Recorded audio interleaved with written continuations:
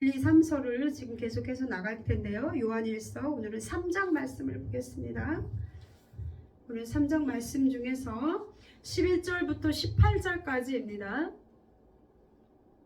우리 다 같이 요한일서 3장 11절에서 18절까지 우리 다 같이 봉독하도록 하겠습니다.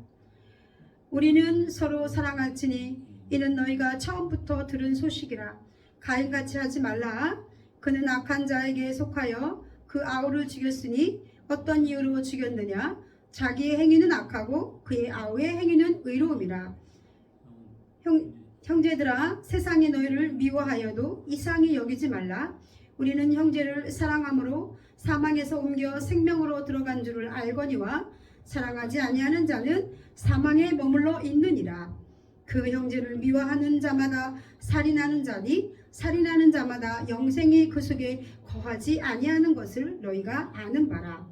그가 우리를 위하여 목숨을 버리셨으니 우리가 이로써 사랑을 알고 우리도 형제들을 위하여 목숨을 버리는 것이 마땅하니라. 누가 이 세상의 재물을 가지고 형제의 궁핍함을 보고도 도와줄 마음을 닫으면 하나님의 사랑이 어찌 그 속에 거하겠느냐. 자녀들아, 우리가 말과 혀로만 사랑하지 말고 행함과 진실함으로 하자. 아멘. 자, 우리 이제 요한일서 3장을 보면은요, 죄에 대해서 이렇게 나와요. 그런데 우리 6절에 보면은 그 안에 거하는 자마다 범죄하지 아니하나니 범죄하는 자마다 그를 보지도 못하였고 그를 알지도 못하였느니라. 그러면서 또 이렇게 8절에 보면은 무서운 말이 나오죠. 죄를 짓는 자는 마귀에게 속하나니 마귀는 처음부터 범죄함이라. 하나님의 아들이 나타나신 것은 마귀의 일을 멸하라 하심이라. 하나님께로부터 난 자마다 죄를 짓지 아니하나니. 자, 이제 보면은 이제 여기 이제 읽으면은 아주 우리가 하나 또 이렇게 찔림이 있어요.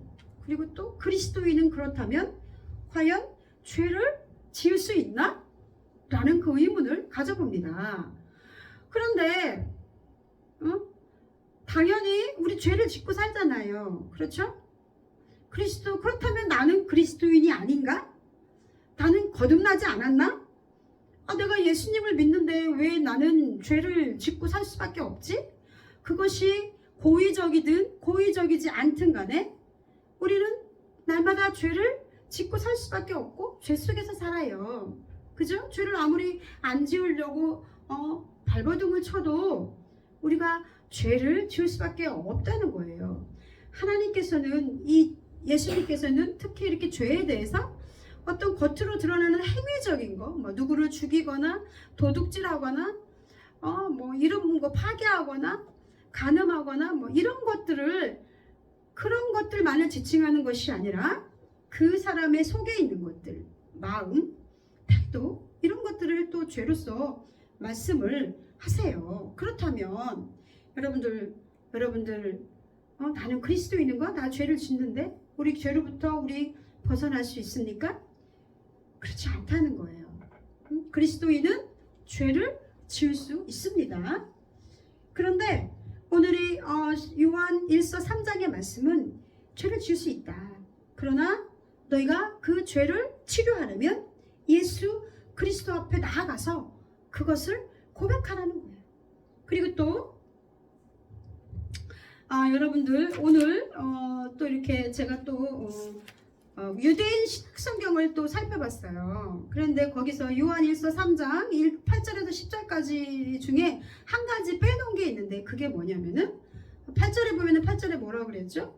죄를 짓는 자는 마귀에게 속하나니 이랬잖아요.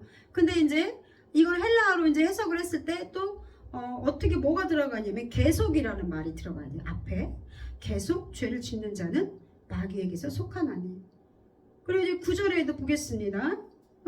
하나님께로 난 자마다 계속 죄를 짓지 아니하나니. 10절에도 마찬가지로요.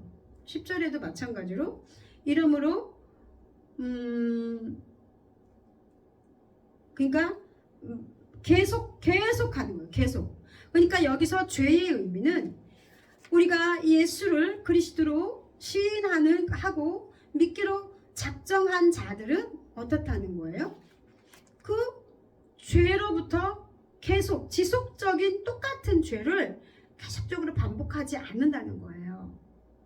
우리가 날마다 그 문제를 가지고 죄를 지을 때 단번에 그게 해결되면 너무나 좋겠는데 그런 사람도 있지만, 그러나 우리가 오랫동안 그 죄 속에서 살아왔기 때문에 그 죄를 아버지 앞에 들고 나아가서 십자가 앞에 내려놓고 회개하고 그랬을 때, 그래도 또 죄를 짓는단 말이에요. 뭐 살인이나 이런 것들은 당연히 그거는 계속적인 하면 문제가 있는 거죠. 이게 마음의 죄 같은 경우 그런 것들, 그리고 또 오래된 중독 같은 것도 사실은 금방 안 되잖아요. 그랬을 때 지속적으로 아버지 앞에 나아가서 회개함으로 고백하고 거룩해지려고 매 발버둥 치고 이랬을 때 우리는 지속적으로 똑같은 죄를 지을 수 없다는 거예요. 그냥 계속 그것을 십자가에 못 박았을 때 결국은 그 죄에서 우리가 벗어날 수 있음을 말씀하고 있습니다. 그래서 우리 예수님께서는 마태복음 5장 21절에서 22절까지 오늘 이렇게 가인이 나오는데요. 이제 그거 다음에 얘기할게요. 자, 마가복음에 보면은 우리가 죄라는 것이 뭐냐면은 속에서 마가복음 7장 21절에 23절에 보면요. 속에서 그 사람의 마음에서 나오는 것은 악한 생각, 음란과 도둑질과 살인과 간음과 탐욕과 악독과 속임과 음탕과 질투와 비방과 교만과 우매함이니 이 모든 악한 것이 다 속에서 나와서 사람을 더럽게 한다. 죄의 의미를 겉으로만 드러나는 그런 것들이 아니라 우리 속에 있는 것들을 정확히 지적하시고 계세요. 우리 예수님께서는. 그래서 그 모든 것들이 다 죄라는 거죠. 지금 오늘 이렇게 말씀을 통해서 보겠습니다. 그러면은 가인은 왜 아벨을 죽였을까요? 우리 예수님께서는 그래서 누누이 그 사랑에 대해서 말씀하고 계시는데, 가인같이 하지 말라, 그는 악한 자에게 속하여 그 아우를 죽였다라고 그랬잖아요, 오늘 말씀에. 그러면 그 근본적인 그 원인이 뭘까요? 그것이 뭐냐면은 그 속에 믿음과 또 순종과 형제 사랑이 없기 때문이라고 말하고 있습니다. 하나님께서 가인의 제물은 받지 않으시고 아벨의 제물은 받으셨잖아요. 그런데 그게 막 분했다고 그랬잖아요, 하나님 앞에. 근데 그거를 근본적으로 파헤치고 들어가면은 뭐예요? 시기와 질투라는 거죠. 아니 그렇다고 해서 어떻게 그렇게 죽여요, 그쵸? 그 마음속에 그런 것들이 너무나 가득하다는 거예요. 그리고 또한 한 가지를 또 여기에서 말하는 것은 가인은 예수를 믿지 않는 사람들, 세상의 그 원형 마귀의 자손이라고도 할 수도 있고요. 아벨은 믿음을 따라 순종하려고 살아가는 거듭난 그 그리스도인들을 또 지칭한다고 한다면, 우리 13절에 세상이 너희를 미워하여도 여기지 말라, 이상히 여기지 말라. 당연히 그들은 가인이 아벨을 죽임같이 세상은 우리의 의로움과 의롭게 살려는 우리 그리스도인들을 핍박할 수밖에 없다는 것입니다. 그래서 그것들에 대해서 너희가 이상하게 여기지 말라라고 말씀하고 있으며, 또한 또 형제의 사랑함을 또 이렇게 강조하고 있습니다. 그래서 14절에 우리는 형제를 사랑함으로 사망에서 옮겨 생명으로 들어간 줄을 알거니와 사랑하지 아니하는 자는 사망에 머물러 있느니라 라고 이렇게 말씀하고 있어요. 근데 우리가 형제를 사랑합니까? 우리 지난번에 계속 우리가 그리스도인이라는 증거는 세 가지 테스트를 해봐야 된다고 그랬잖아요. 도덕적 테스트, 사회적 테스트, 그리고 또 오늘 지난번에 교리적 테스트. 근데 여기에 사랑에 관한 것은 사회적인 어떤 테스트죠. 너희가 그리스도인이라고 하느냐? 그러면 너희를 형제를 사랑해야 된다, 이렇게 말씀을 하고 계시는 거예요. 그런데 14절에 우리는 형제를 어떻게 사랑하기 때문에 그냥 한 번 사랑으로 끝이는 것이 아니라 계속해서 사랑하기 때문에 사망에서 옮겨 생명으로 들어간 줄을 알거니와 사랑하지 아니하는 자는 사망에 머물러 있다라는 것이 뭐냐면은 죽음의 세력, 그 아비의 그 속에 그 아래에 아직까지 너희가 머물러 있다. 그러므로 너희는 형제를 사랑해야 된다 라는 것입니다. 근데 우리가 사랑하는 것이 쉬운 것 같은데 굉장히 어렵다는 것을 알 수가 있습니다. 이렇게 마태복음 5장 21절에서 22절에 보면요, 그 바리새인들을 향해서 또 뭐라고 말씀하고 계시냐면 살인하지 말라.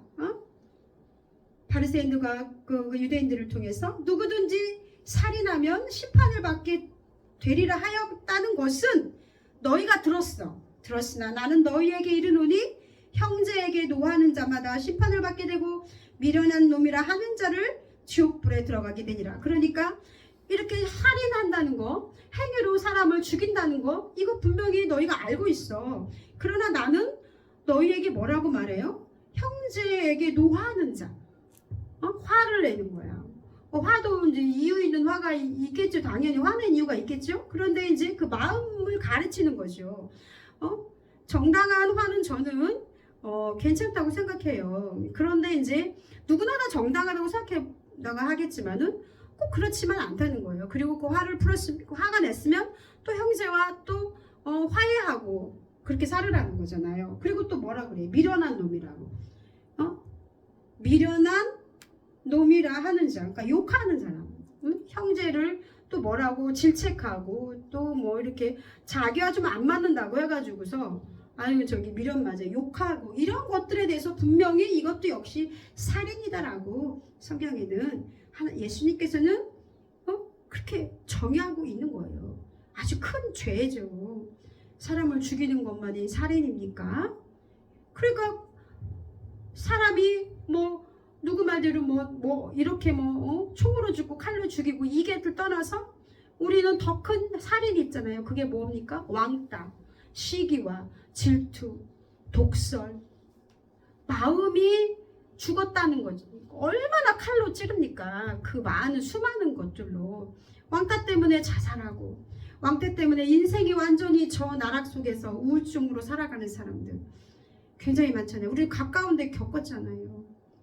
물론 이제 여러 가지 본인의 잘못도 있겠지만 그렇다는 것입니다. 그래서 그것이 얼마나 큰 죄이라는 것을 우리 오늘 이 말씀을 통해서 형제를 또 사랑해야 된다는 것을 말씀하고 있습니다. 왜냐하면은 예수님께서 우리를 어떻게 사랑하셨기 때문에 십자가에 못 박혀서 죽을 만큼 돌아가실 만큼 피 흘려 돌아가시기까지. 근데 그게 쉽나요?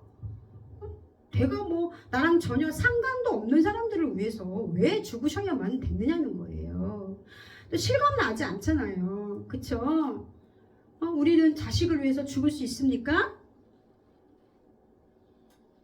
어려워요. 근데 무슨 그 막상 상황이 닥치면 어떨지 모르겠지만 그렇게 더군다나 인간이 하나님께서 인간을 참 피조물인 인간을 위해서 그렇게 돌아가신다는 것은 그것은 정말 너무나 큰 지극한 사랑이라는 것입니다.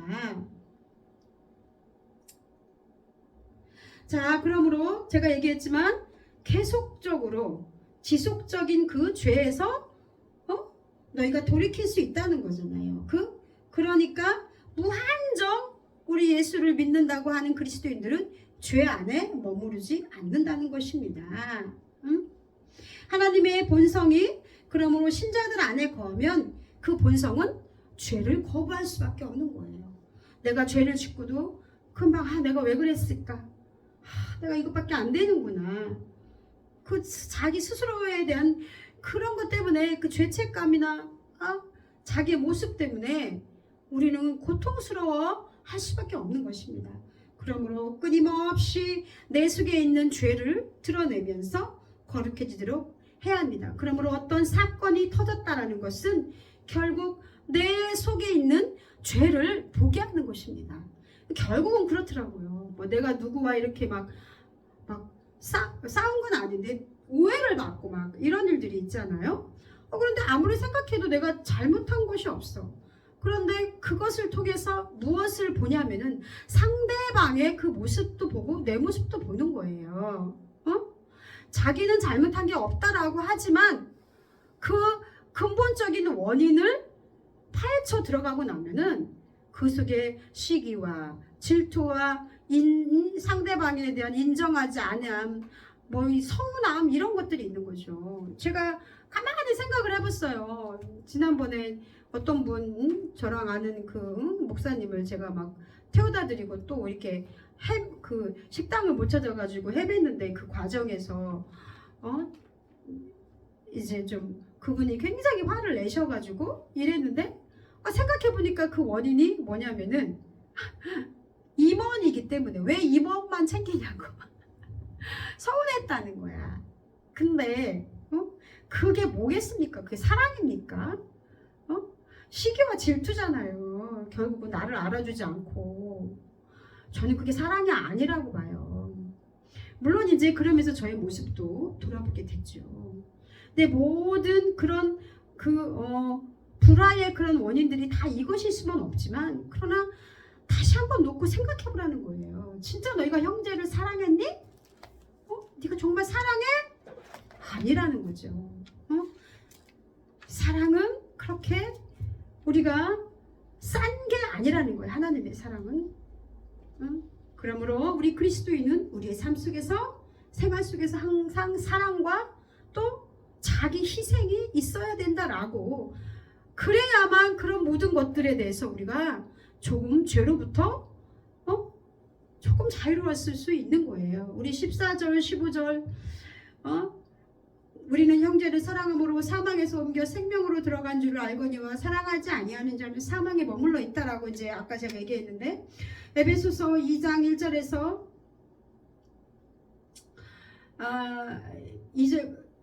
2장 2절에 보면은 그때 너희는 그 가운데서 행하며 이 세상 풍조를 따르고 공중의 권세 잡은 자를 따랐으니 곧 지금 불순종의 아들들 가운데 역사하는 영이라. 그러니까 그 형제를 미워하고 죄 속에 거한다는 것은 뭐냐면 그 불순종의 영, 세상의 영에 거하 있고 공중의 권세 잡은 자를 너희가 따랐다는 거죠.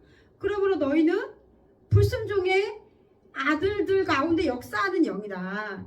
그게 바로 죄를 짓게 하고 죄 속에 거하는 것이 사망에 이르는 거잖아요. 그러니까 그 속에 너희가 그 영을 따르는 것이다 라고 이렇게 말씀하고 있는 것입니다. 아까 말한 것처럼 너희가 그 사망에 머물러 있다는 것은 결국은 죽음의 세력 아래에 너희가 아직도 거하고 있다라는 것입니다. 그러므로 15절 그 형제를 미워하는 자마다 살인하는 자니 살인하는 자마다 영생이 그 속에 거하지 아니하는 것을 너희가 아는 바라. 무섭잖아요. 내가 예수님을 믿었는데 영생 받으려고 믿어서 구원받아서 영생을 누리려고 그렇게 그 영원한 그 행복한 영생에 누리려고 했는데 영생이 그 속에 없대요.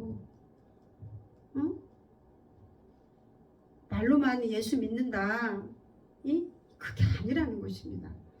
자, 우리 그가 우리를 위하여 16절 목숨을 버리셨으니 우리가 이로써 사랑을 알고 우리도 형제들을 위하여 목숨을 버리는 것이 마땅하대요.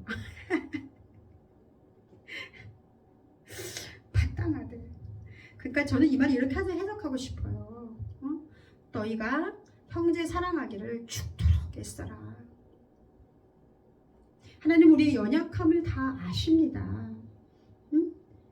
그러나 우리의 마음, 내가 진짜 그 형제를 사랑하려고 발버둥 쳤는가?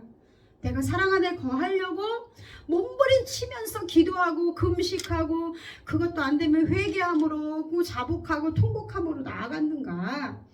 라는 것들, 그런 것들을 물으시는 것입니다. 그러므로 그 새로운 출생, 그 거듭남, 이것의 의미는 뭐냐면요, 그리스도인이 되는 것은 부활과 같은 거예요. 그렇죠? 하나님께서는 다시 살리실 때 우리를 죄에서 죽었던 그것에서 다시 살리실 때는 그 속에 무엇을 준다는 것이에요? 하나님의 사랑을 다 넣어준다는 것입니다. 그러므로 우리는 하나님의 성품을 받는다는 것입니다.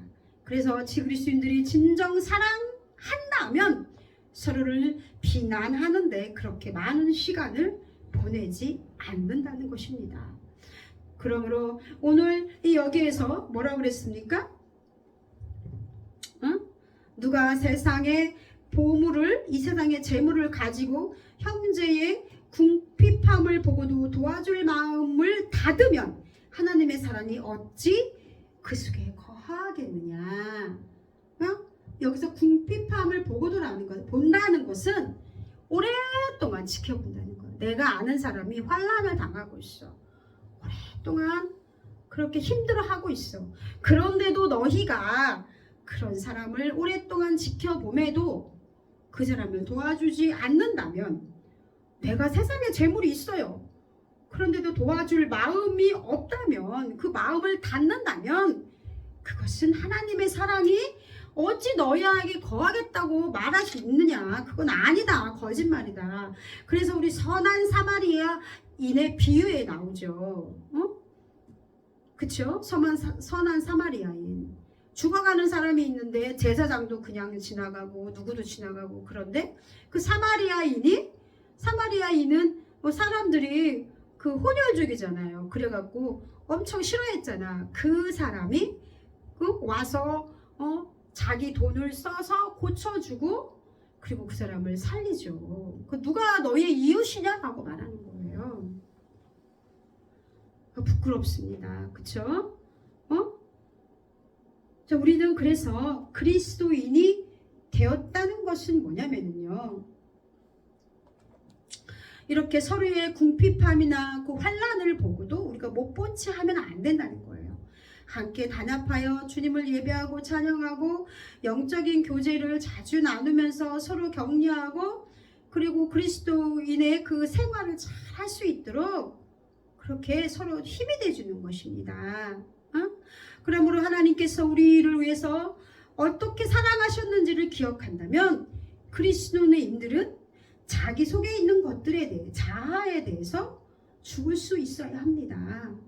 우리 자신의 그 이익을 희생시킬 수 있어야 합니다. 이럴 기회를 하나님께서 주십니다. 그럼 첫 번째, 만약에 내 그 복음을 위해서, 그러므로 당연히 하나님의 백성은 희생이 따를 수밖에 없습니다. 만약에 그리스도를 전파할 사역자를 파송하는데 돈이 필요해. 그렇다면 우리는 그것을 마련하는데 더 검소한 삶을 살아야 합니다. 또한 우리가 자녀를 선교사나 목사나 이런 사람으로 지금 그 아이로 지금 성장시키고 그렇게 하고 있다면, 우리는 그것에 대해서 또한 즐거워하고, 또한 우리가 그렇게 마땅히 세상의 그 부를 누리고 살지 못하는 것에 대해서, 그것에 대해서 우리는 불평을 가질 필요가 없다는 것입니다. 그리고 또 가족 간에 있어서, 또 결혼 생활에 있어서도 우리는 갈등이 있다면, 어떤 희생이 따르더라도 나의 행복을 위해서 이혼할 수 있다. 요즘에 이혼이 되게 많아지잖아요. 그런데 이것이 최선이 아니라는 것입니다. 우리 어제 결혼식을 보고 왔잖아요. 여러분들 그 결혼식을 보고 이랬을 것 같아. 내가 현재 결혼 생활이 아주 행복한 사람은 너희들 정말 행복하게 잘 살 수 있을 거야. 그러면서 그 아름답게 보일 수 있겠죠. 그런데 지금 나의 생활이, 결혼 생활이 불행하다면, 그 사람은 그 결혼하는 그 젊은 한 쌍의 그 커플을 보면서, 그래 니네가 지금은 행복하겠지. 근데 오래 못 간다. 결혼은 죽음으로 걸어가는 그 무덤과 같은 곳이야 라고 여러 가지 망감이 교체했을 거예요. 여러분들은 어떤 생각을 하십니까? 어쨌든 그 한 가정이 그렇게 서가는 데 있어서, 서로가 평생 이혼하지 않고 아름답게 세워가는 데 있어서는 희생이 따른다는 것을 명심하시고, 또 여러분들 아시죠? 결혼생활 해보신 분들은, 그러므로 우리는 그 이혼만이 답이 아니라는 거예요. 그래서 우리가 다른 이의 그 온전한 성취를 위해서 우리는 자신에 대해서 죽어야 한다고 말씀하십니다. 한 가정이 살기 위해서는 엄마가 죽고 아빠가 죽고 그랬을 때 아이들이 살아나는 것입니다. 그래 우리는 정말 너무나 부끄럽지요. 그리고 한 그 아내가 행복하고 한 남편이 행복하기 위해서는 아내가 죽어야 하고 남편이 죽어야 한다는 것입니다. 내가 왜 죽어? 난 이만큼 죽었으니까 넌 이만큼 죽어야 해. 이게 아니라는 거죠. 다시 한번 더 근본으로 돌아가서 그 사람의 그 영혼을 생각한다면 그 영혼이 진짜 하나님 안에서 행복한가?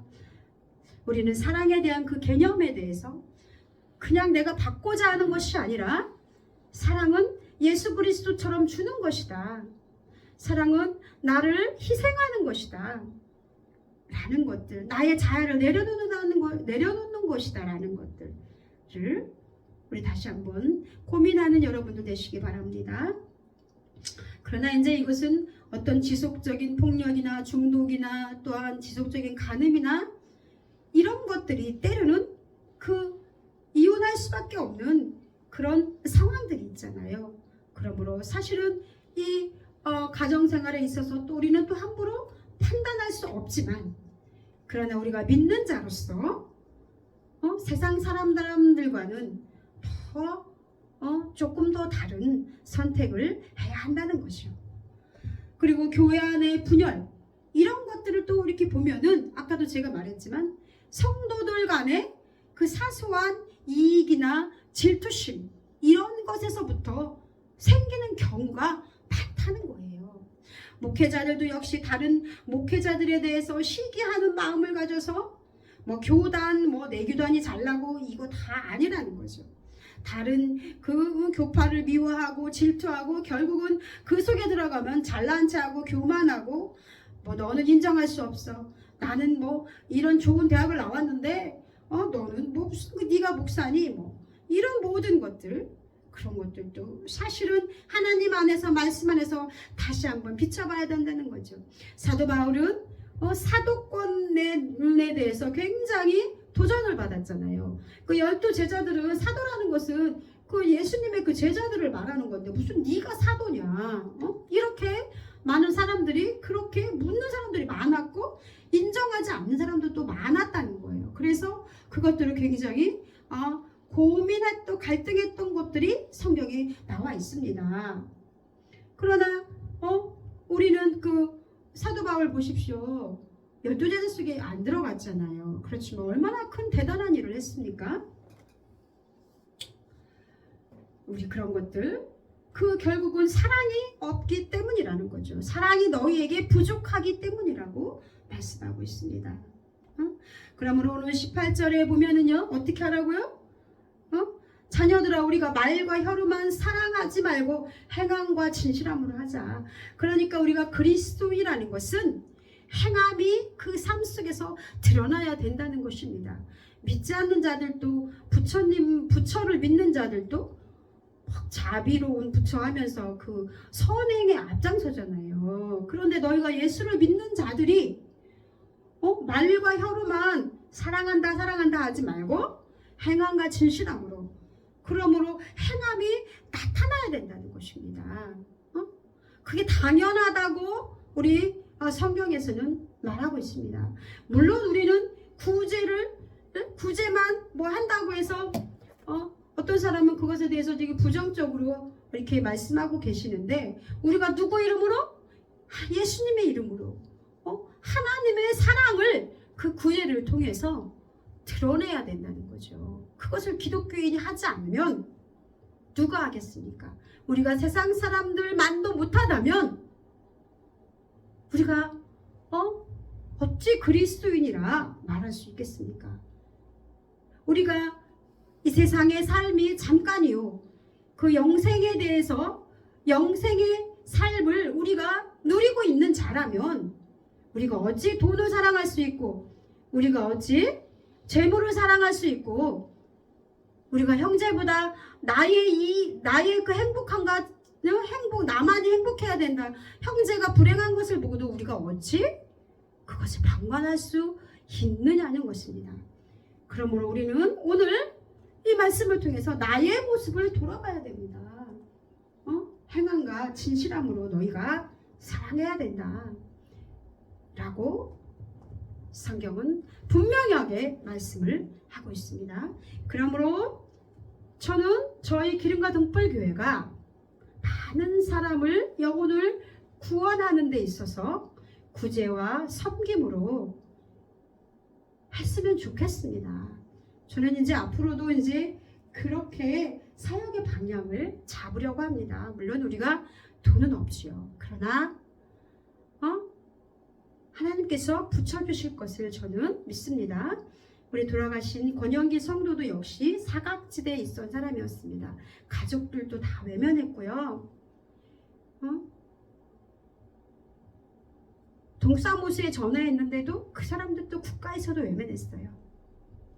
그래서 그렇게 빨리 돌아가실 수밖에 없었지만 그 사람들을 우리가 하나님의 사랑으로 보듬어야 된다는 것입니다.